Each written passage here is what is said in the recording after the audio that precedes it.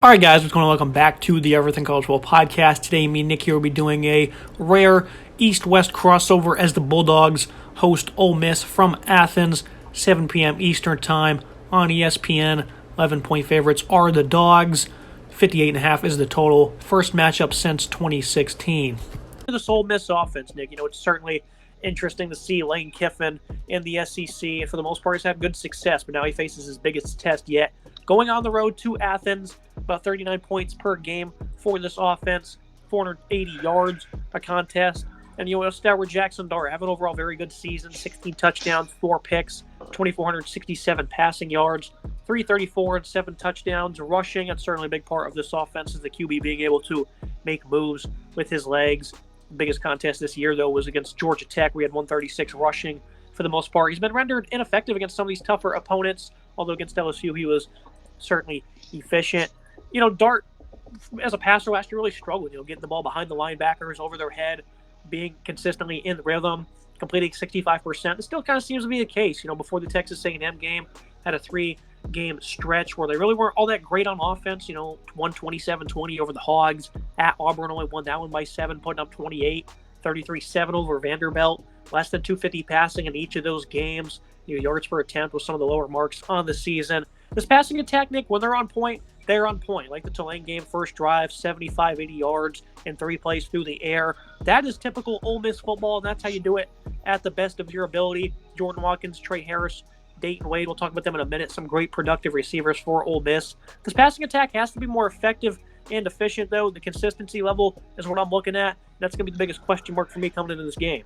Certainly has to be more efficient and effective. Jackson Dart is having a good season. He's really found himself comfortable in the pocket, improving over time, 65% completion, 2,400 yards, 16 touchdowns, 4 picks. Obviously, Dart is a complete weapon on the ground as well, 334 and 7 scores on the ground. He scored against Alabama on the ground, which was really a big momentum swing at that point. Of course, they lost that game. On the offense, struggled in the second half against Alabama, which is the best defense they faced, in my opinion. They have a tough test playing this Georgia defense. There is some good wide receiver in this room. It's a very nice, deep wide receiver room, plus a solid running back duo here of Junkins and Bedley. This is a very solid offense. Kiffin obviously knows how to dial up a great offense and get some good play calling. I like this. Dart's been effective for the most part. I think it's good, but now he's playing against a very, very talented defense that knows how to smother and get the opponent stopped. Yeah, that trio of receivers all had 38-plus receptions for 600-plus yards. Harris, had 4 touchdowns in the season opener. So only had 3 cents, but he did have 200-plus against A&M with a season high 11 receptions. He's been great for them. Dayton Wade, he's probably the fastest one with, him being, 5'9", 175. Want to get him involved in some end arounds into open space. He's a guy that can really burn you. And, Dart just has to be smart, quick, and decisive with his decision-making. You're going to see a lot of RPOs, a lot of quick throws, slants.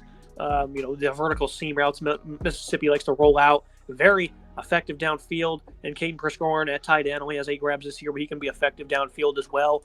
And obviously the Ole Miss offense starts with their ability to run the football. It's also been a little, at times, kind of like, we talked about Michigan earlier. Their running game hasn't been as strong as a season ago. And that seems to be the case for Ole Miss, a team that also puts up, insane amount of yardage totals. I mean, they had a couple of 400-yard games last year in conference play. I mean, that's just absurd what they are able to do.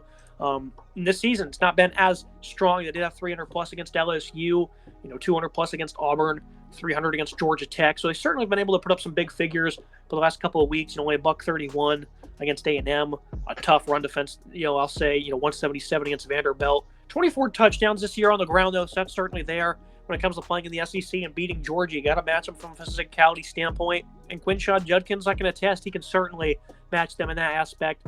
5'11", 210. He's a physical runner, 793, 12 touchdowns. A bumpy start to the season for him. He's really picked it up, though, 3 straight games of 100-plus rushing. He's also got 6 touchdowns over that span.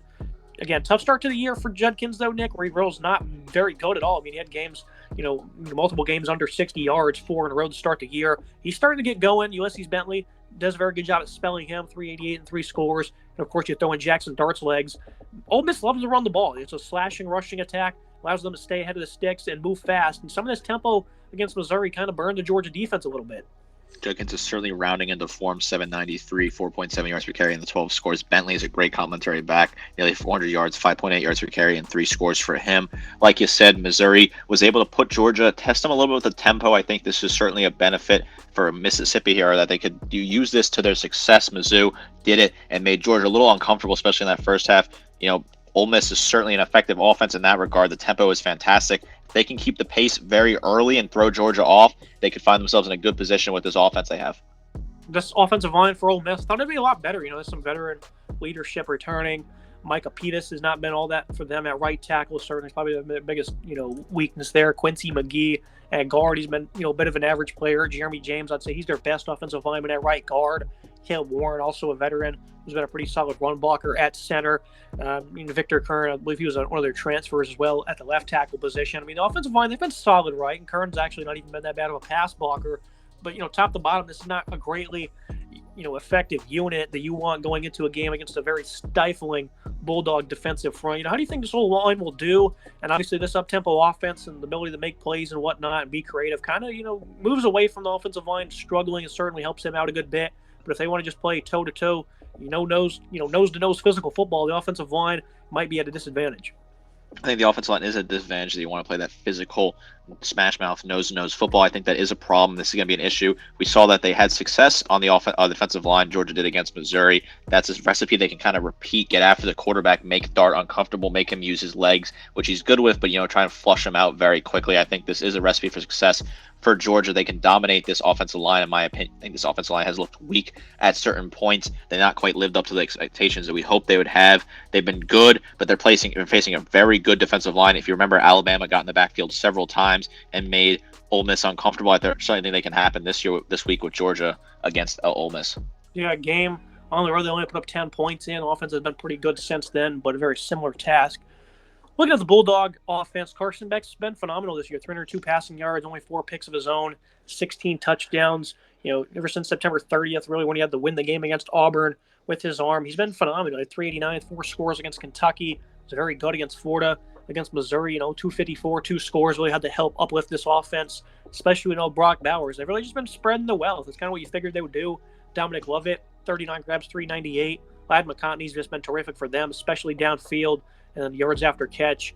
Marcus Rosemy, Jack Saints, the guy with some tough hands. He can make catches for yards at the marker. Robert Thomas hasn't been, as effective. I thought this team would just be unstoppable this year against man coverage, and that hasn't exactly been the case. They certainly do a good job, though, of winning through the, in between the numbers with this passing attack. Oscar Delp stepping up at tight end. He's 224, 3 touchdowns. Similar type frame to that of Brock Bowers, and he can also get involved in the red zone. So he's been a nice little complimentary piece there. Good for about 30 yards the last 3 games. What do you make of this passing attack, Nick? It's really been kind of the identity this year for Georgia, considering the rushing attack hasn't been as good as we assumed, and that was kind of the case against Missouri. This is a fantastic passing attack so far this season. I really like what I've seen. Carson Beck has stepped up and become a star. I think his name should be involved in the Heisman race, certainly. He has 72% completion percentage, 2,700 yards, passing, 16 scores, 4 interceptions. He won the game against Auburn. He took over. He looked good yesterday against Missouri as well. He's a solid quarterback. He's a good player in the pocket. He's growing every single week. And now he's playing an Ole Miss defense that isn't the best defense in the world, so certainly is an opportunity here for him to continue to dominate through the air. Very strong in SEC play, a great downfield passer. He has a good wide receiving room to throw to, even with Bowers being out. We've seen it not really totally affect him. Lovett, Rosemary, Jack Saint, Ladd McConkey, Rara Thomas, DeLapp are all fantastic pieces he can target, so I certainly think he's in a good spot. This passing attack is pretty solid. Yeah, a 55% conversion rate on third down. They've always just been tough to get off the field. That jailbreak screen, they love to pull that out in the red zone. That was the case against Missouri, and of course it's still effective. It's just incredible for Georgia. Just they get great blocks, great lanes, and it's just tough to stop. So I'm sure you're going to see that a good bit against Ole Miss. And you talk about that rushing attack, John Edwards. Oh, this is a guy I love using in fantasy football because he gets the goal line work, gets plenty of volume. He's very efficient, 5.6 yards per carry. Wasn't all that great against Missouri, though. Bit of a quieter game from Edwards, 77 yards rushing, didn't find the end zone. Kendall Milton, only about 7 touches a game. We talked about how this backfield isn't as deep as in years past due to some, health and whatnot. Branson Robinson not being able to play. Dylan Bell, kind of their Swiss Army knife player, only sees about a touch or 2 per contest out of the backfield. Certainly good for a couple yards, though, to help them convert the sticks. This running game, certainly, we still talk about the physicality. It's still the nation's best, right? But, I mean, they're starting to, see, like, it seems like some opposition in this conference are catching up. 107 against Auburn. They got, stifled there. 131 against Missouri with 1 touchdown rushing, less than 4 yards per attempt. Only one game of 200-plus yards this year, and that's when they ran all over Vanderbilt. The physical dominance from Georgia does not seem to be all that great, Nick, especially in conference play. And for some reason, Georgia fans are upset with me saying that. That just seems to be what we're facing here at this moment in time, though. This is not the greatest rushing attack compared to what we thought they would be. The 167 per game, thought they'd be at 200, 210 a game. The efficiency is still great at 4.9 yards per carry. It seems like week after week, this continues to be a discussion. They are efficient, but they're not producing the total that we thought they would. Dijon Edwards, 632, 5.68 scores. 5.6 is fantastic, but 632, you expected more out of him. Kendall Milton, 295.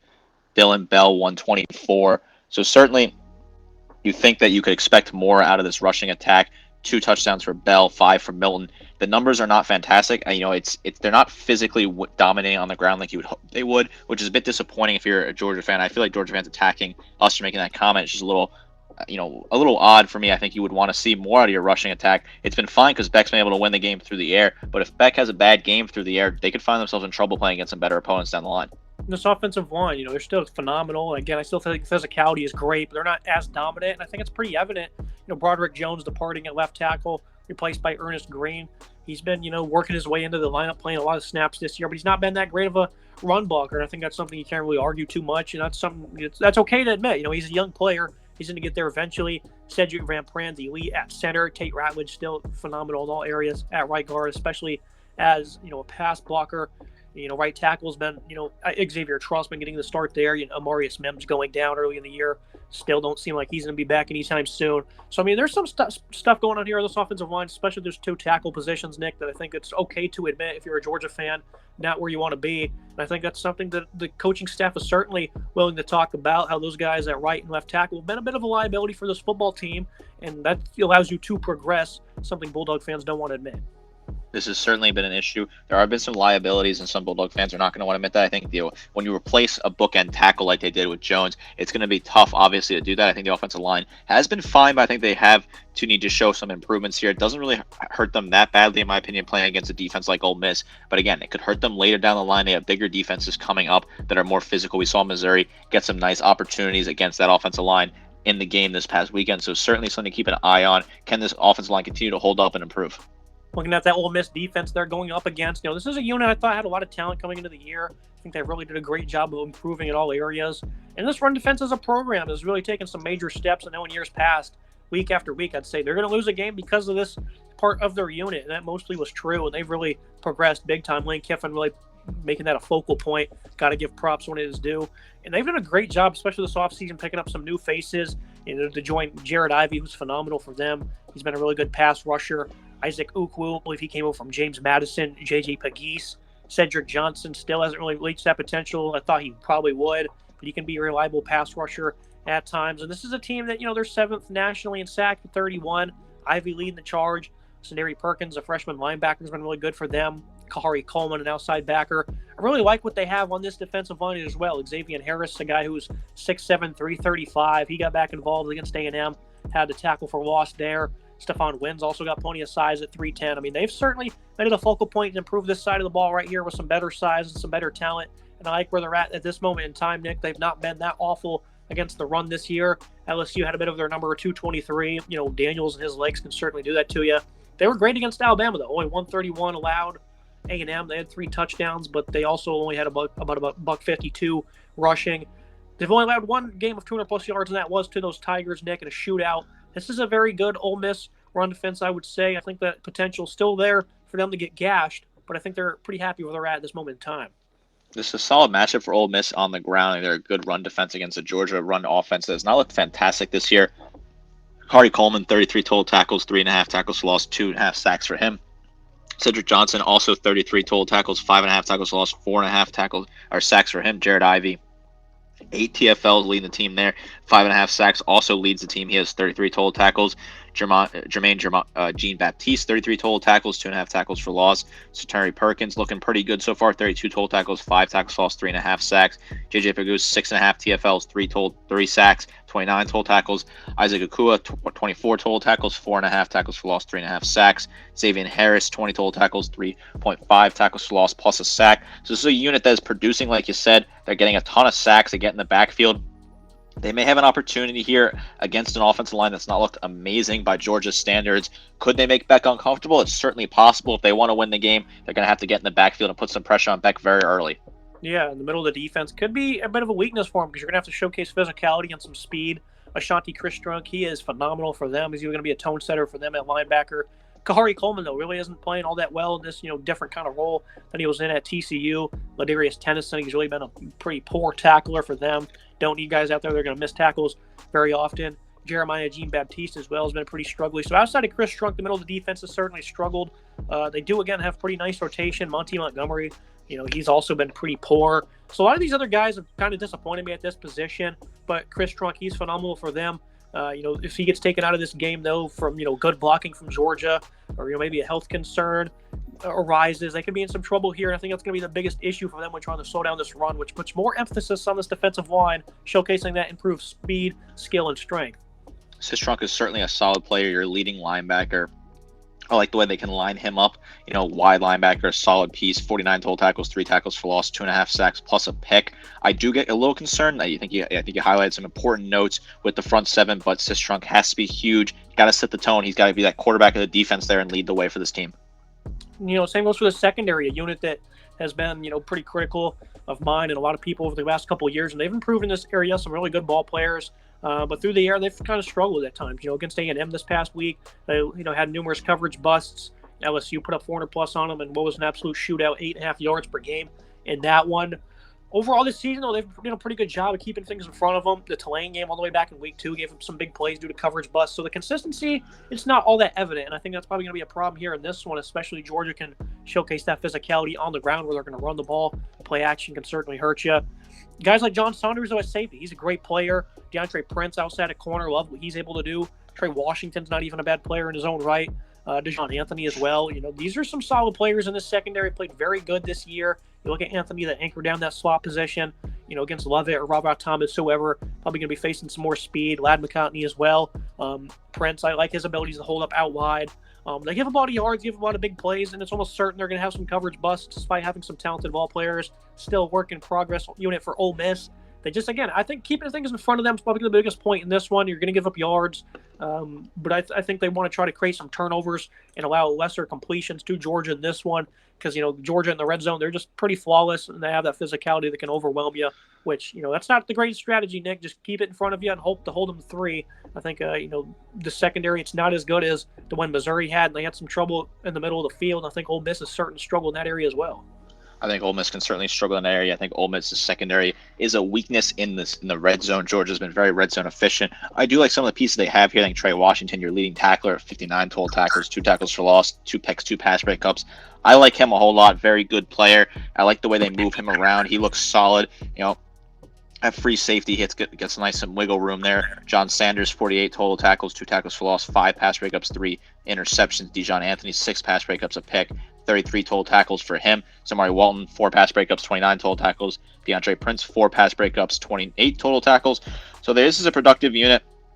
I like Walton at right cornerback. I think he'd be involved. I think he's a guy, if you want to highlight someone that's been very good in coverage so far this season, you want to highlight him. I think he's a player you want to look at to get something done on Saturday. This is an interesting matchup here. I think that, I still think that the Georgia wide receivers have the edge, and I'm gonna go with that. But I think this is a secondary unit that's not getting as much love, and they have potential here to be involved. They just got to be good in the red zone, stand up, and hold Georgia to 3 points if possible.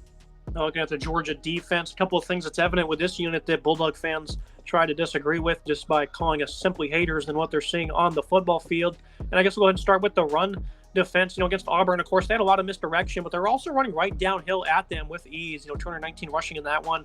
Of course, Georgia did make some good plays, especially one in the red zone, led to a 4th down stop. But teams are more confident being able to run downhill right at them. Florida had 112. Missouri, they were able to be effective downhill and on the boundary with some tosses and stretch plays. That's probably the best game of the year for a rushing attack against Georgia, being in that stadium. I thought that was pretty impressive what Missouri was able to do. And this is, again, a slashing, rushing attack from Ole Miss. I think they'll certainly attack on the boundary as well. But they love to run right downhill at you. Judkins is incredibly physical. Georgia, still really good defensive line, but it's not as good as it has been in years past with the lack of, a first-round talent. Michael Williams doesn't have in the year I thought he would. Warren Brinson, Zion Logue, really good ball players. Nazir Stackhouse as well. I mean, they got nice physical players on the interior that can really slash down, create these holes, and they can slant down against opposing linemen, create disruption. But this is not, what Jalen Carter, Jordan Davis defensive line, Nick. That's pretty evident. And no, they're not getting gashed for 300 yards or anything like that.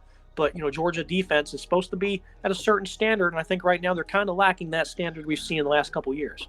They are lacking that standard, and it's tough to compete and continue to keep up that incredible defense they had. So I certainly think you can say that a fall off was expected eventually. It's just, if you're a Georgia fan, it'd be a bit disappointed. I think what you've seen so far, Stackhouse had a turnover against Missouri. That was a very big moment, 11 total tackles for him. A good season so far, 2 tackles for loss, 1 sack. Warren Brinson, 9 total tackles. Loge, 9 total tackles. Mikel Williams, 7 total tackles, 2.5 tackles for loss and a sack. Chaz Chimbliss, 15 total tackles, 3 tackles for loss. The tackle numbers are not as high as you would hope for Georgia. They really seem to be struggling in that regard, which I think is kind of weird. They do spread the wealth out a little bit, so that could be part of it. This front seven, though, has not really lived up to the expectations and is not as good as we've seen in Kirby Smart defenses. Yeah, and to be fair, Georgia defense over the years, they never have great individual production. It's a phenomenally collectively improved unit, when it comes to production. So you never see great numbers, so I'll give them, that respect on that. Biggest topic here, Jamon Dumas Johnson fractured forearm, doesn't appear he's going to play in this game. His speed is evident. He's a phenomenal run stopper for them. And, we talk about them getting, ate up a little bit on the ground. Now they have to do it without their best player. Smail Munden is great for them as the leading tackler on this ball club. Now they're going to have to turn to Jalen Walker, a guy that's been pretty effective as an edge rusher for them this season. If they're going to put him at an inside linebacking position, maybe they could have some issues, but he's still been effective as getting to the passer. So next to Munden, I'm really not sure what they're going to do at this linebacking position. I know Kirby Smart, he's just going to be blunt with these guys. CJ Allen and Jalen Walker. He's just say, hey, look, you got to play good football, or we're probably not going to be able to do what we want to do on this side of the ball. I think that's what makes Kirby such a great coach. And we'll see if those guys answer the call, but Munden, a lot more, emphasis on him being a factor in slowing down this tough running game now.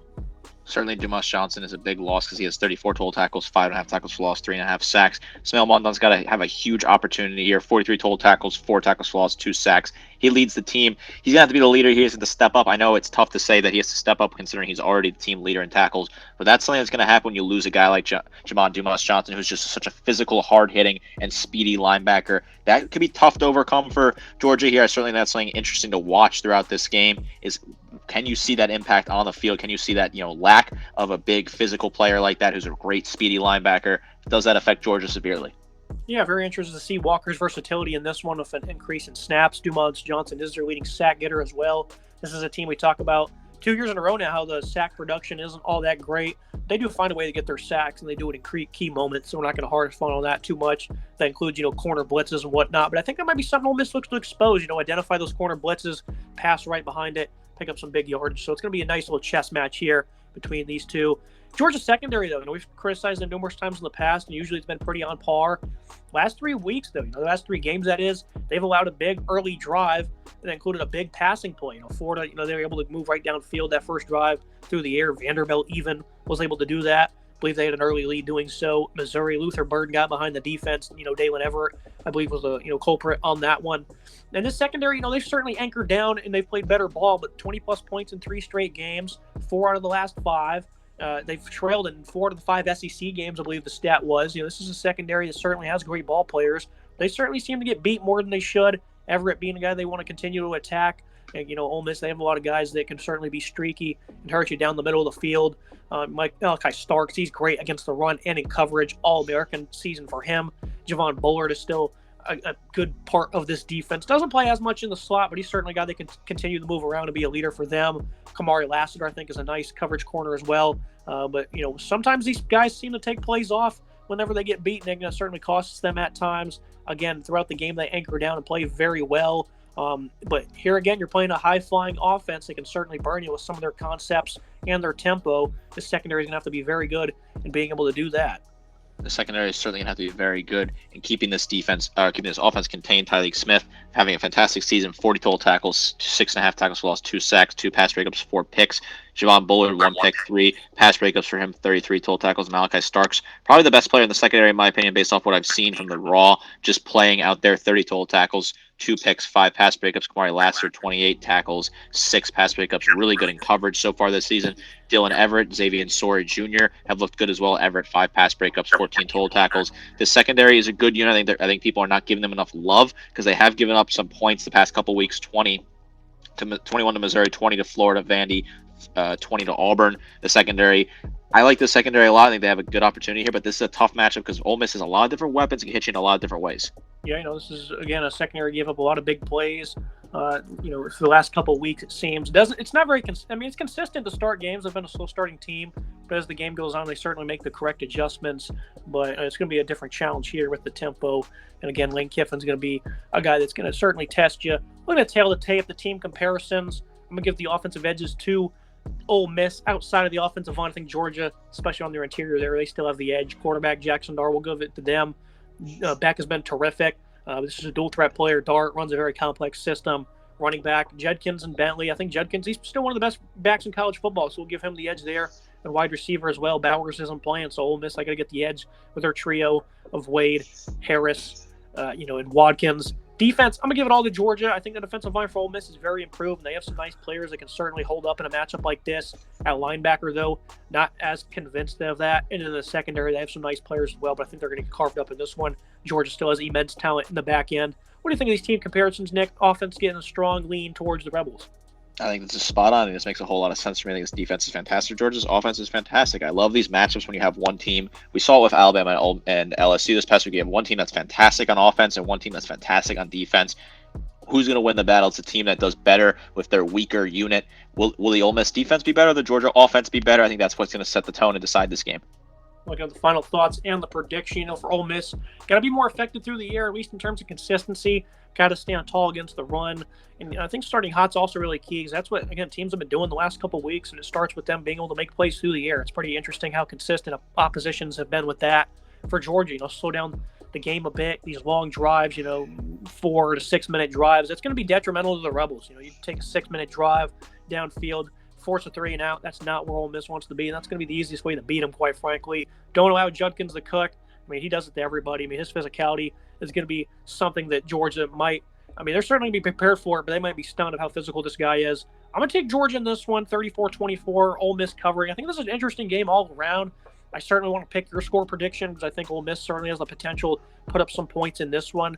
But again, it's an overall chess match, and the lack of consistency through the air from Dart and his passing attack certainly has me on the more cautious side. But this is an interesting game all around, Nick. I think this is a perfect time for Ole Miss to get Georgia, them showing some weaknesses. Their best linebacker is probably going to be out for this game. What do you think? I think Lane Kiffin, he's very excited for this one. He's going to pull out all the stops. But if he goes forward on 4th down to his own 30-yard line, they're not going to win.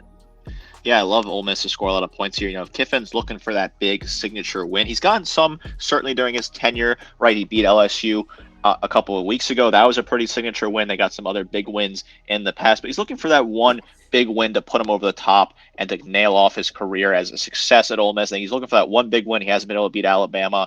He's struggled in some other big games, but beating Georgia on the road, potentially top-ranked Georgia when we get the new CFP rankings, that would be the signature win that he's looking for. That would be the one big win. And this team is still in contention for the SEC title, contention for the playoffs if a win here. If they get one loss and don't play in the conference title game, and let's say Alabama wins the conference title game, Ole Miss could sneak in with one loss. We've seen it happen in the past. So I think this is something that Kiffin's going to want desperately. This is a huge opportunity for him, a guy that he coached with at Alabama. The two of them were on the staff at the same time. I think Georgia is going to win the game. I think Georgia's the better team on defense. They'll get the stop when they need to, but this is going to be a fun, exciting game. I do like Ole Miss to score. I like Georgia to score a lot as well. I think Georgia is just too tough to beat at home. I think they're invincible at home, and I think they're going to win this game. But, man, this is an exciting matchup. Kiffin has a great opportunity here to build a legacy and stamp that final stamp of approval at Ole Miss. This is a huge opportunity on Saturday, an incredible game with big playoff implications. Yeah, as always, Nick, I appreciate you joining me. I think Ole Miss, they're going to start this game hot in the first quarter. It's really going to have Georgia on their heels. I think they're really going to impress some people with how they start this game. But Georgia, they're going to anchor down and their offense will get going. Typical Georgia fashion. So I think that the Rebels will struggle a little bit in that second half. But this is going to be a really fun game, I would say. Like you said, a lot of implications. Rebels really trying to kind of backdoor their way into the playoffs, even though the West is, kind of secured by the Tide. This can really shake things up in college football, so I'd be very interested to see how this game goes. This is certainly an exciting matchup. SEC football has been fantastic this year, and another great game on the slate Saturday. Yeah, a wacky game we don't really see often. Only, the first time since 2012 the Rebels have been in Athens. First contest since 2016 where Hugh Freeze won by a lengthy margin. That'll be it for today's episode, guys. Make sure you like, comment, subscribe. See you next time.